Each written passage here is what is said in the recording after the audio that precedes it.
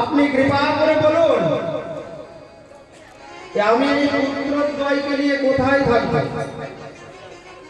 আমি এই পুত্র দুজনকে নিয়ে আমি থাকবো কোথায়? সনকাদ মুনিগণ তখন বললেন, ধৈর্য ধরে সকল বৈষ্ণবগণের হৃদয়ে অবস্থান করুন, কারণ কলিযুগের পণ্ডিত পাষণ্ডীগণ তোমাকে লাভ করতে পারে না। যারা ভক্ত তারাই তোমার কৃপা লাভ করতে পারে। যারা ভাগবত কথা শোনে, ভগবানের নাম রূপ গুণ লীলা কথা শ্রবণ করে, তারাই কেবল তোমার কৃপা লাভ করতে পারে। ভক্তি দেবী, তুমি বৈষ্ণবগণের হৃদয়ে বসবাস করো, আর বৈষ্ণবগণের হৃদয়ে বসবাস করলে বৈষ্ণবগণ ভগবানকে লাভ করতে পারে। বৈষ্ণবগণের হৃদয়ে ভক্তি দেবী বসবাস করেন বলে বৈষ্ণবগণের হৃদয়ে ভগবান বিশ্রাম করেন। তোমার হৃদয়ে সদা গোবিন্দ বিশ্রাম। গোবিন্দ কহেন মম বৈষ্ণব পরাণ। ওই জন্য বৈষ্ণবের হৃদয় আসনটি অনেক বড় হল। যেখানে ভগবান অনাদিরাদি গোবিন্দ এই বিশ্ব চরাচর যিনি সৃষ্টি করেছেন, সেই বৈষ্ণবের হৃদয়ে তিনি বিশ্রাম। পৃথিবীর 3 ভাগ জল আর 1 ভাগ স্থল। স্থলভূমি যদি এত বড় হয়, তাহলে পৃথিবীতে জল কত আছে? আবার এই পৃথিবীর বুকে একটি যে মহাকাশ, সে মহাকাশে একটা সূর্য উদয় হয় আর অস্ত যায় নিত্য। সে সূর্য আবার এই পৃথিবী থেকে 13 লক্ষ গুণ বড়। তাহলে সূর্যের আয়তন আবার কত বড়? তো পৃথিবী থেকে সূর্য যদি 13 লক্ষ গুণ বড় হয়, তাহলে মহাকাশটা কত বড়?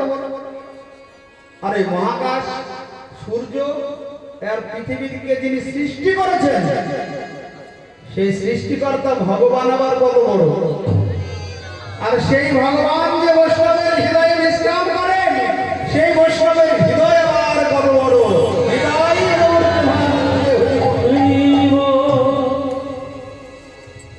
বৈষ্ণবের হৃদয়ে ভগবান বিশ্রাম করেন। কেন? নয় যে বৈষ্ণব ভক্তের হৃদয়ে ভক্তি দেবী বিরাজ করেন, তাই ভগবান বৈষ্ণবের হৃদয়ে। ওই জন্য ভক্ত সেবা, বৈষ্ণব সেবা করলে ভগবান বড় প্রসন্ন হন, খুশি হন। আমাদের এই সপ্তাহ যজ্ঞ চলছে, এখানেও শেষের দিনে মায়েরা ভক্ত সেবার আয়োজন করেছেন। এই ভাগবতী অনুষ্ঠানের শেষে ভক্ত সেবায় বিশেষ কল্যাণ হয়। যারা সহযোগিতা করতে চান, দান করতে চান, আমাদের এখানে যে বসে আছেন মা জননী নির্মলা মাতা, আপনারা নির্মলা মাতাজির হাতে দেবেন, ওইটা ভক্ত সেবায় লাগবে, ভাগবতের সেবায় লাগবে। বলো রাধা রানী কি। সবশেষে ওই সনকাদি মুনিগণ বললেন, শুনুন ভক্তগণ, যারা ওই ভাগবত শ্রবণ করছে, বিশেষ করে নারদ ঋষিকে লক্ষ্য করে বলেছেন সনকাদি মুনিগণ, নারদ তো সামনে বসে আছে একটা আসনে, ভাগবত শ্রবণ করছে। যে মানুষ নিরন্তর পাপ কার্যে লিপ্ত, বিপদগামী, দুরাচার, কুটিল, ক্রোধী, পরদ্বারাসক্ত, সেই সব পাপাত্মাগণ সপ্তাহ যজ্ঞে নিশ্চিতভাবে শুদ্ধ হয়ে যায়। অর্থাৎ সেই সমস্ত পাপী দুরাচারী যদি এই 7 দিন ভাগবত শ্রবণ করে, তারা সমস্ত পাপ থেকে মুক্ত হয়। এ কথা সনকাদি মুনিগণ বলছেন, ব্রহ্মার পুত্র। আর যারা মিথ্যাবাদী, পিতামাতার নিন্দা করে, বিষয়ে লোভ, জীব হিংসা করে, দাম্ভিক, পরের সুখ দেখতে পারে না, মদ্যপায়ী, ব্রহ্ম হত্যাকারী, বিশ্বাসঘাতক, উপদ্রীগামী, স্বর্ণচোর, সকলেই এই সপ্তাহ যজ্ঞে পবিত্র হয়ে। বলো তো মা, কত জন্মের জ্ঞানে অজ্ঞানে আমরা কত পাপ করে বসে আছি, কত অপরাধ করেছি, যার জন্য কারণে অকারণে সময় অসময়ে দুর্ঘটনা ঘটে, যার জন্য এই সংসারে দুঃখ পেতে হয়। সমস্ত দুঃখের অবসান হয়ে যাবে, পাপ নষ্ট হয়ে যাবে যদি কেউ নিষ্ঠাপূর্বক এই সপ্তাহ যজ্ঞের আয়োজন করে, ভাগবত সপ্তাহ যজ্ঞ শ্রবণ করে এবং ভাগবত সপ্তাহ যজ্ঞের দান করে। এই ভাগবত সপ্তাহের এত মহিমা, জীবনে একবারও যদি কেউ ভাগবত অনুষ্ঠান করে যেতে পারে, নিজের পরিশ্রমের অর্থ দিয়ে, তাহলে কিন্তু তার জনম ধন্য হয়ে। একদিন পাঠ আর এই সপ্তাহ যজ্ঞের অনেক পার্থক্য, অনেক মহিমা বিশেষ। সনকাদি মুনিগণ বললেন, বড় বড় পাপী অপরাধী এই সপ্তাহ যজ্ঞ শ্রবণ করে উদ্ধার হয়েছে। শুধু তাই নয়, এই সপ্তাহ যজ্ঞ শ্রবণ করে তারা ভগবানকে পর্যন্ত লাভ করে। নারদ বললেন, আচ্ছা তার কি কোনো উদাহরণ আছে? উদাহরণ দিতে পারেন? যে এই পাপী দুরাচারী এই সপ্তাহ যজ্ঞ শ্রবণ করে ভগবানকে পেয়েছে, বলছে হ্যাঁ, কেন পারবো না? শোনো মন দিয়ে, আত্মদেব নামে একটা ব্রাহ্মণ ছিল। এই ব্রাহ্মণের একটা পত্নী ছিল, তার নাম হলো শ্রীমতী ধুন্ধুলি দেবী। আত্মদেব ব্রাহ্মণ যেমন ছিল ভক্ত, আর তার পত্নী ছিল ঠিক তার বিপরীত। কিন্তু বহুদিন সংসার করে তাদের কোনো সন্তান হয় না, নিঃসন্তান থেকে যায়। চিন্তা করলেন বনে গিয়ে যদি কোনো ঋষির কৃপা লাভ করতে পারে, তারা যদি কৃপা করে তাহলে হয়তো আপনার পত্নীর একটা সন্তান হলেও হতে পারে। যাই বনে গিয়ে ঋষিদের চরণে শরণ নিয়ে বললেন, হে মুনিগণ, আমি বহুদিন সংসার করেছি কিন্তু নিঃসন্তান, তাই মনে বড় দুঃখ। এই সংসার জীবনে যদি কেউ সন্তান লাভ না করতে পারে দুঃখ হয়, অনেকে অনেক কথা বলে, তাই আমি বড় দুঃখী। আপনি কৃপা করুন আপনারা যেন আমার একটা সন্তান লাভ। তো মুনিগণ বললেন, নারদ ভালো করে শোনো, কিন্তু তোমার প্রশ্নের উত্তর দেখো, এই ভাগবত শ্রবণ করে পাপী দুরাচারী ভগবানকে লাভ করেছে। বলো রাধা রানীকে। তো মুনিগণ বললেন, আরে সন্তান করছো কেন? ভগবানকে সন্তান রূপে ভালোবাসো। এই জগতে অনেকেই সংসার করে সন্তান লাভ করে, তার পরিণামে দুঃখ পায়। সন্তান যখন হয় খুব আনন্দ, কিন্তু তার শেষে কি হয়? সন্তান তাকে দুঃখ দেয়। তুমি ভগবানকে সন্তান রূপে ভালোবাসো। ভগবান ভক্তের কি না? সন্তান সাজালে সন্তান হয়ে যায়, বন্ধু সাজালে বন্ধু হয়ে যায়, স্বামী পতি সাজালে পতি স্বামী হয়ে যায়। যদ যদ ধিয়াত গুরু গায় বিভা বয়ন্তি তত্ত্ব বপুহু প্রণয়সে সদনুগ্রহায়। ভগবানকে ভালোবাসো, পুত্র জ্ঞানে কোনদিন দুঃখ পেতে হবে। আর এই জগতের পুত্র দুঃখ দেবে, যে কোনো মুহূর্তে দুঃখ দিতে পারে। হঠাৎ মারা গেল তখন যায় না, কত মায়ের কোল খালি হয়ে যায়, কত দুর্ঘটনা ঘটে। আমার যেখানে আশ্রম পাশে একমাত্র সন্তান, 3 তলা বাড়ি, ওই সোনারপুরের পাশে রাজপুর, একটাই ছেলে, ভালো দামি মোটরসাইকেল কিনে দিয়েছে। ব্যাস, বাইপাসে এমন ভাবে অ্যাক্সিডেন্ট করেছে, ওইখানে বলো হরি হরি বল হয়ে গেছে। একটাই ছেলে আশ্রমে এসে কান্নাকাটি করে, প্রভু কি হলো, কোন পূর্বজনের আগে আসেনি কেন? যখনই বিপদ এসেছে দুঃখ, তখন আশ্রমে এসে কান্নাকাটি করে, শুধু আশ্রমে বসে থাকে কান্না করে। সে মা তো পাগলের মতো হয়ে যায়। ওই জন্যে মুনিগণ বললেন, আরে আপনাদের ব্রাহ্মণ সন্তান করছো, সন্তানকে সবাইকে সুখ দেয়? সন্তান হলে সবাইকে সুখী হয়? তুমি আর আমার একটা কথা শুনি, ভগবানকে সন্তান রূপে ভালোবাসো, কোনদিন দুঃখ পেতে হবে। আবার এই জগতের সন্তান যদি অভক্ত হয়, পিতামাতা নরকে গিয়ে নরক যন্ত্রণা ভুগতে হবে। যদি ভক্ত হয় তাহলে পিতামাতা উদ্ধার হয়। ভক্ত যে হবে কি গ্যারেন্টি আছে? এই সন্তানের কারণে তো পিতামাতাকেও কত দুঃখ ভোগ করতে হবে। এই জগতের সন্তান কখনো পিতামাতাকে হাত ধরে ভবসাগর পার করবে না, কিন্তু ভগবানকে যদি সন্তান রূপে ভালোবাসা যায়, শেষের দিনে ভগবান হাত ধরে ভবসাগর পার করবে। কিন্তু ওই আত্মদেব ব্রাহ্মণের মনে সন্তুষ্টি এলো, চিন্তা করছে আমি এইসব কথা শুনতে চাই না। হ্যাঁ, পাশের বাড়ির লোক সবাই বাবা ডাক শুনে, আর আমি কি ওইরকম ভাবে থাকবো? আপনারা বললে আমার একটা সন্তান হবে, একটা উপায় কিছু বের করতে। কি করলে আমার সন্তান হবে বলুন? ঋষিগণ কি করলেন? একটা আম দিলেন, আম দিয়ে বললেন যাও, শুনবে না যখন, এই আমটা নিয়ে গিয়ে তোমার পত্নীকে সেবা করাবে। যে পত্নী ওই যে শ্রীমতী ধুন্ধুলি দেবী, তাকে সেবা করালে একটা সুন্দর ভক্ত সন্তান জন্ম নেবে।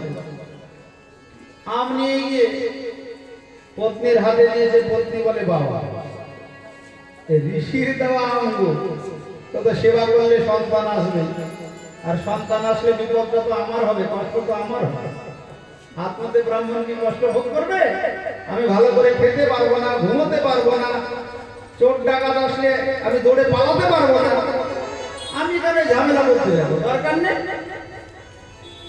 আমটা নিজে সেবা না করে গরুকে খাইয়ে দিই, ঋষিগণ বলেছিলেন যে সেবা করবে তারই কিন্তু একটা সন্তান হবে। এখন আপনাদের ব্রাহ্মণ মাঝে মধ্যে খোঁজ নেন, কি গো কিছু বুঝলে? কিন্তু লক্ষণ বুঝতে পারছো? কারণ ঋষি বাক্য তো মিথ্যা হবে না। নিরুপায় হয়ে তার একটা বোন ছিল সন্তান সম্ভব, তাকে ডেকে বলল, বোন বড় বিপদে পড়েছে, তোর তো কিছুদিন পরে সন্তান হবে, তোকে আমি কিছু টাকা পয়সা দেবো, তার বিনিময়ে আমাকে তোর সন্তানকে দিবি, আর আমি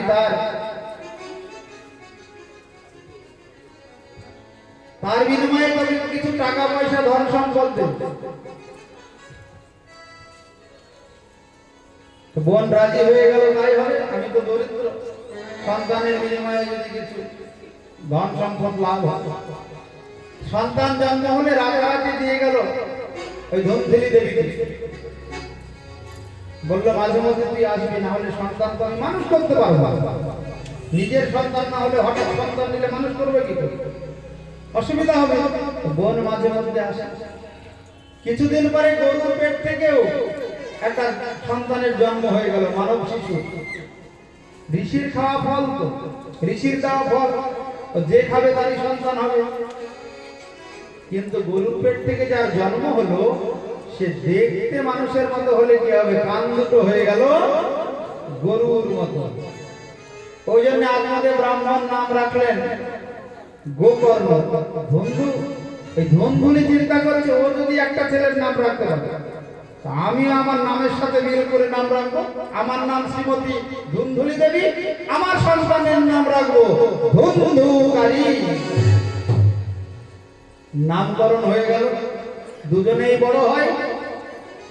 এই গরুর উদর থেকে যার জন্ম হলো, হে নারদ মন দিয়ে শোনো, সনকাদি মুনিগণ বলছেন, সে হলো ভক্ত, আর এই বোনের ছেলে হলো ঠিক তার বিপরীত অভক্ত। এবার বড় হয়ে ওই ভক্ত সন্তান গোকর্ণ গেল তীর্থ ভ্রমণ, আর এদিকে ওই ধন্ধুকারী পিতামাতার উপরে অত্যাচার করা শুরু করলো, বারবরিতার প্রতি আকৃষ্ট হয়ে গেল।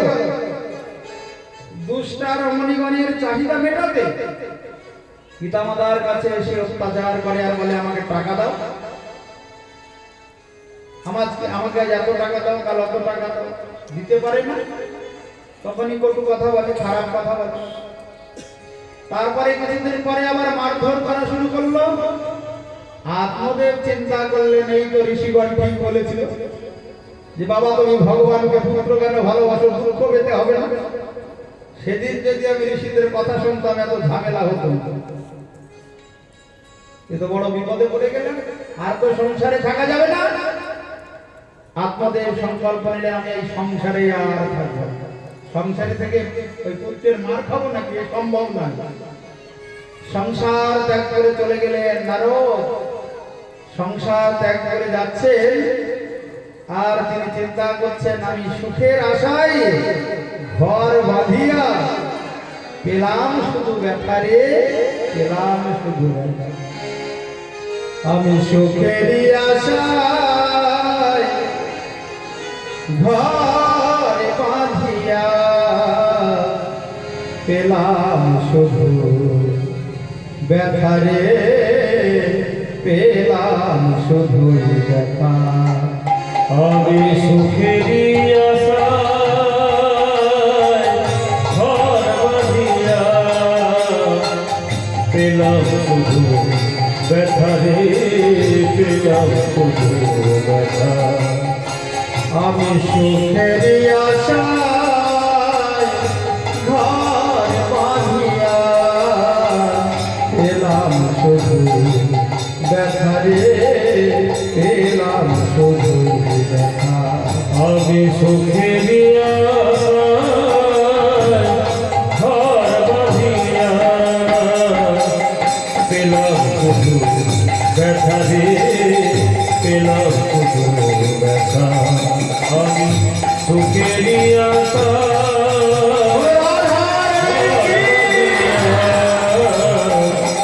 পেলাম শুধু ব্যথারে,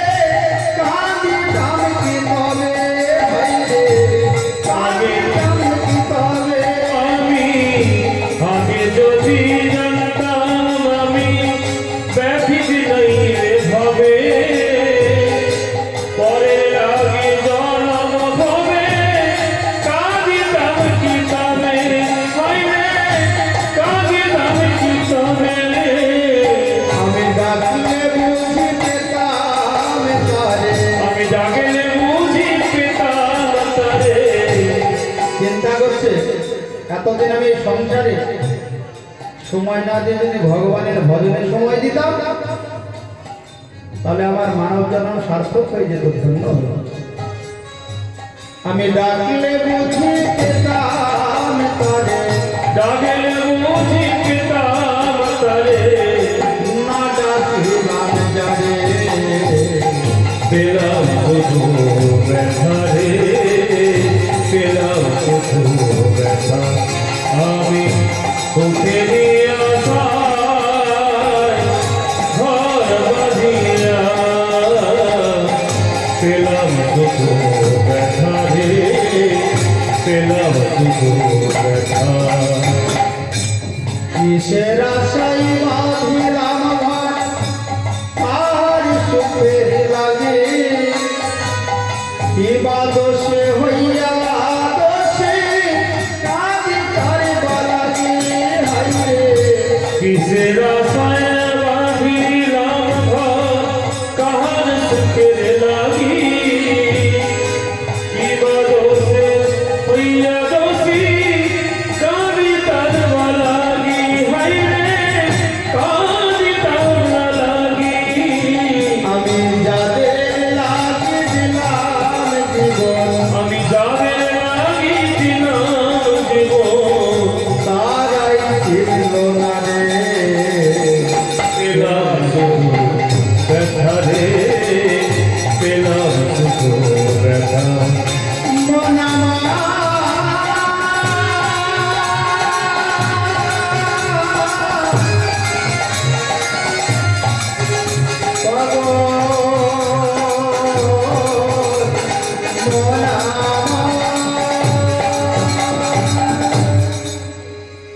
আত্মদেব ব্রাহ্মণ মনের দুঃখে সংসার পরিত্যাগ করে চলে গেলেন বনে। সংসারে আমি বুঝেছি কত সুখ আছে, যত দিন যায় তত জ্বালা বাড়ে, সমস্যা বেড়ে যায়। সমস্যার সমাধান করে কেউ যেতে পেরেছে সংসার থেকে? ক্ষমতা আছে? কে বলতে পারবে যে আমার সংসারে কোনো সমস্যা নেই, কোনো দুঃখ নেই? হবে না। কারণ কারাগারে যদি কেউ সুখ চায়, জেলখানায় সুখ খুঁজলে হবে? এই সংসার হলো কারাগার বোমা, দুঃখের সাগর। কই তন দুঃখী, কই মন দুঃখী, কই ধন বিনা রহত উদাস, থরে থরে সব দুঃখী, কেবল সুখী কৃষ্ণ দাস। এই সংসারে একজন সুখী আছে, সে হলো কৃষ্ণ ভক্ত। এছাড়া সব দুঃখী। কৃষ্ণ ভক্ত হতে পারলে সুখ পাওয়া যায়, সুখের সন্ধান পাওয়া যায়।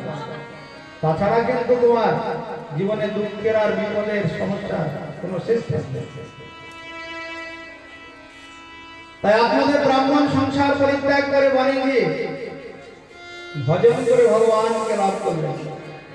শোনো নারদ, আর ওদিকে ওই যে ধন্ধুকারী অত্যাচার শুরু করলো মায়ের উপরে। মাঝে মধ্যে বলে টাকা পয়সা দাও, না দিলে ঘরে যে বাসন কোসন আছে, হাঁড়ি কড়াই যা কিছু পায় সব নিয়ে গিয়ে বিক্রি করে দেয়। দুষ্টা রমণীর প্রতি আকৃষ্ট হয়েছে। বারবনিতাগণ বলে আজকে সোনার হাত লাগবে, কাল সোনার দুধ, কাল ভালো কাপড়। সবশেষে নিরুপায় হয়ে চুরি ডাকাতি করা শুরু করে। একদিন ওই শ্রীমতী ধুন্ধুলি সন্ধ্যাবেলায় গিয়েছে কুয়োতে জল আনতে। জল আনতে গিয়ে ওই ঝাঁপ দিয়ে প্রাণ বিসর্জন যায়। প্রাণ ত্যাগ করলো ওই ঝাঁপ দিয়ে।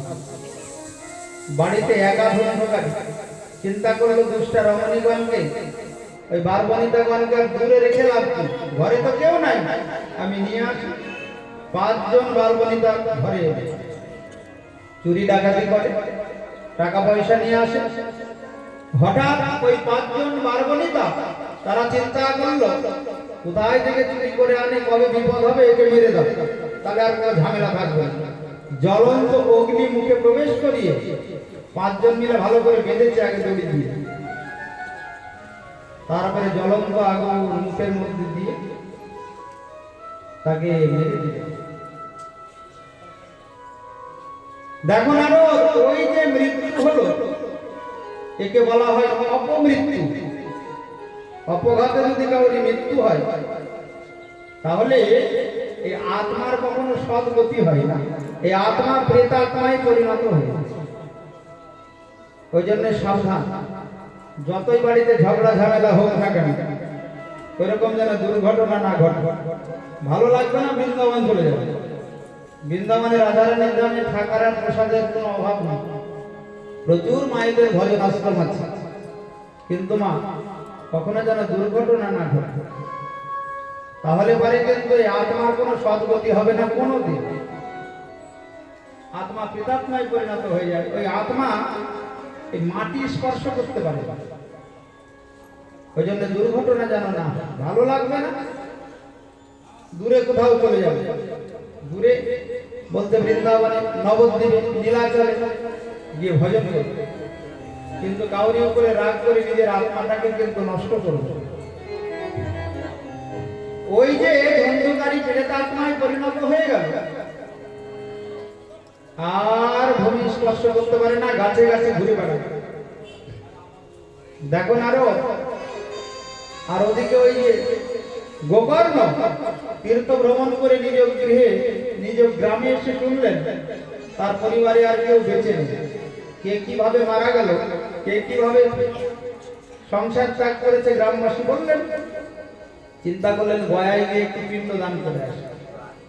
গয়ায় তো প্রেতকুণ্ড আছে, গয়ায় গিয়ে পিণ্ড দান করলেন, করে নিজ গৃহে শুয়ে আছেন। সে রাত্রে কান্নার ধ্বনি আসছে, দাদা তুমি আমায় রক্ষা করো, তুমি আমায় বাঁচাও, উদ্ধার করো, তুমি উদ্ধার না করলে আমি কোনোদিন উদ্ধার হতে পারবো না। গোকর্ণ বলে, কেন? আমি যে পিণ্ড দান করে এলাম, পিণ্ড দানে আমি উদ্ধার হব না, অন্য কোনো উপায় অবলম্বন করো। ওই গোকর্ণ মহা তপস্বী সূর্যদেবের তপস্যা করা শুরু করলেন। সূর্য নারায়ণ স্বস্বরূপে দর্শন দিলেন, দিয়ে বললেন, গোকর্ণ এত কঠোর তপস্যা কেন? বলে, প্রভু আমার একমাত্র ভাই ধন্ধকারী, তার অপঘাতে মৃত্যু হয়েছে, অপমৃত্যু হয়েছে, তার আত্মা প্রেতাত্মায় পরিণত হয়েছে। আপনি উপায় বলুন। আমি গয়া পিণ্ডদান দিয়ে এসেছি গয়া, কিন্তু কোনো মঙ্গল হয়নি। আপনি কোন একটা উপায় বলুন যাতে ওই প্রেতাত্মা উদ্ধার হতে পারে। সূর্যদেব বললেন, গোকর্ণ একটা মাত্র উপায় আছে, ওই প্রেতাত্মাকে তুমি 7 দিন ভাগবত কথা শ্রবণ করাও। বলো, রাধা রানীকে ভাগবত কথা শ্রবণ করলেও প্রেতাত্মা উদ্ধার করে তাকে ভগবানের ধামে চলে যাবে। এ কথা শ্রবণ করে ওই গোকর্ণ 7 দিন ভাগবতের অধিবেশনের আয়োজন করেছে। 7 দিন ভাগবত অধিবেশনের আয়োজন করে নিজে ভাগবত পরিবেশন করেছে। ওই অধিবেশনে বক্তা কিন্তু ছিল গোকর্ণ। তীর্থ ভ্রমণ করেছে, সাধু সঙ্গ লাভ হয়েছে, শাস্ত্র অধ্যয়ন করেছে, জ্ঞান আছে, নিজে ভাগবত পরিবেশন করেছে। চারিদিকে নিমন্ত্রণ করে দিলেন যে ভাগবত হবে 7 দিন, আপনারা ভাগবত শ্রবণ করতে আসবেন। এই ভাগবত কথা শ্রবণ করলে অনাদিকালের পাপ অনায়াসে নষ্ট হয়ে যাবে। সবাই আসলো, বাবা কত জ্ঞান অজ্ঞানে জীব হত্যা করেছি, পাপ করেছি, কে যে কত পাপী তার মন সব থেকে বেশি জানে। অন্য কেউ না জানলে কে কত অন্যায় করেছে জীবনে, নিজের মনের থেকে কেউ বেশি জানে। চিন্তা করছে মনে মনে, বাবা যাই গিয়ে বসি, যদি ওই পাপটা করেছি থেকে উদ্ধার হতে পারে। সবাই সে উপস্থিত হলেন, গোকর্ণ ভাগবত পরিবেশন করলেন। কিন্তু একদিন করে ভাগবত শেষ হয় আর একটা করে বাঁশের গাঁট উচ্চস্বরে শব্দ করে ফেটে যায়। চিন্তা করলে এরকম ভাগবত শেষ হওয়ার সঙ্গে সঙ্গে বাঁশের গাঁট গ্রন্থি ফেটে যাচ্ছে কেন? 7 দিন ভাগবত শেষ হলে একটা সুন্দর মানব রূপ ধারণ করে ওই ধন্ধকারী এসে প্রণাম করছেন গোকর্ণকে। বাঞ্ছা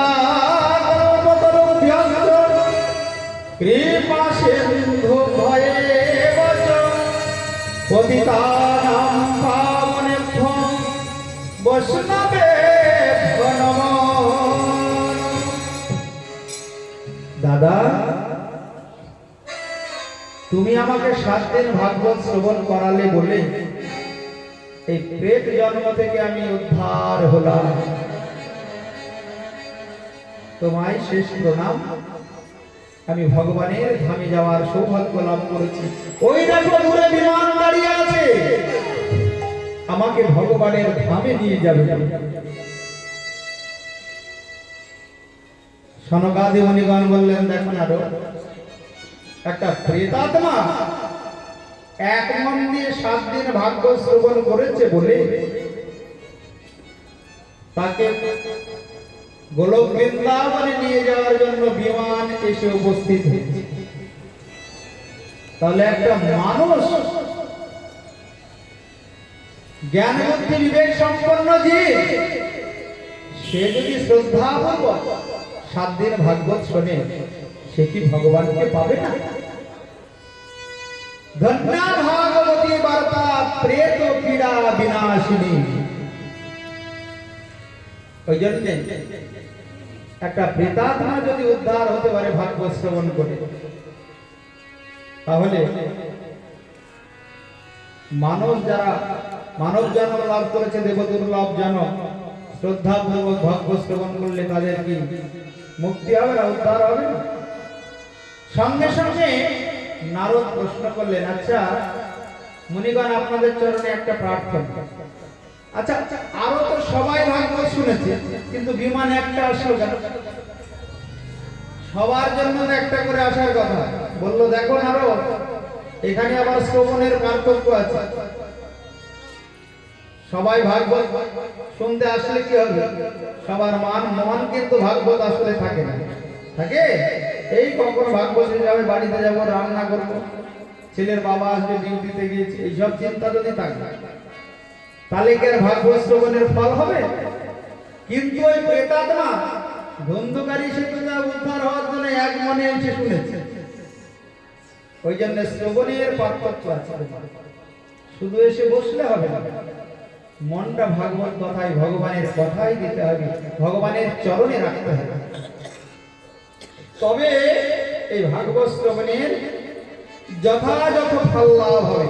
বলো ভাগবত মহা